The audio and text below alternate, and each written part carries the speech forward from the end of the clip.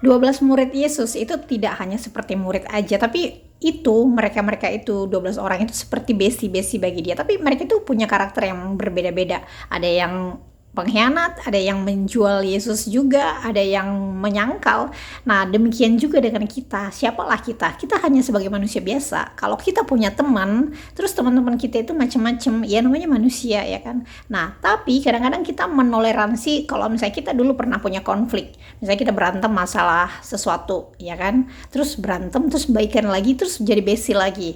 Nah, ternyata si Yesaya, kalau kalian kenal Yesaya, menulis di Yesaya 18 ayat 5.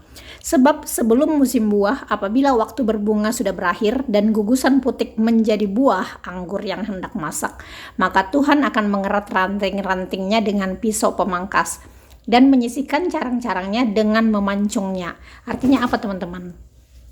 Jadi kalau misalnya kalian dulu punya bestie dan sekarang lost contact, itu atau misalnya kalian berantem terus nggak baikan-baikan sampai sekarang, jangan merasa itu salah kamu. Jangan merasa kamu itu terlalu egois. Kamu kan udah memaafkan dia, tapi dia tidak membuka hati, malah mungkin ya mencari alasan lain atau mencari teman lain atau apapun itu gitu. Bukan salah kamu. Tapi Tuhan tahu, seperti Yesaya bilang, kalau misalnya Tuhan melihat kamu itu udah mau berbuah nih, kamu udah mau mulai berbunga, udah mau berbuah, tapi kadang-kadang kita itu tidak berbuah karena kita punya teman yang terikat pada kita. Kadang-kadang kita merasa dia ada di saat kita sedih, di saat kita sendiri, di saat kita terpuruk. Tapi memang kita tulus menerima dia sebagai teman, tapi ternyata di belakang itu dia yang gak tulus sama kita. Dia ternyata memanfaatkan kita sebagai teman yang bisa disuruh-suruh, yang kadang-kadang kita mempermudah jalannya dia. Kayak kadang-kadang kan ada orang yang nggak bisa bicara, menyampaikan sesuatu, terus dia nyuruh kita dan kita bisa melakukannya. Kadang-kadang bahkan ada teman yang menganggap kita itu seperti jimat, seperti hoki gitu bagi dia. Nah, Tuhan nggak suka karena Tuhan itu kan sayang sama kamu.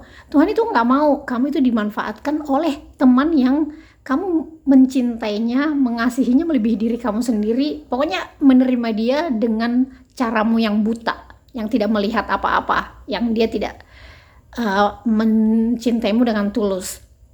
Nah, seperti itu. Jadi, kalau misalnya kamu kehilangan teman saat ini lagi berantem, itu Tuhan yang memangkas dia mungkin dari kehidupan kamu. Jadi bukan salah kamu. Jangan merasa egois, jangan merasa bersalah.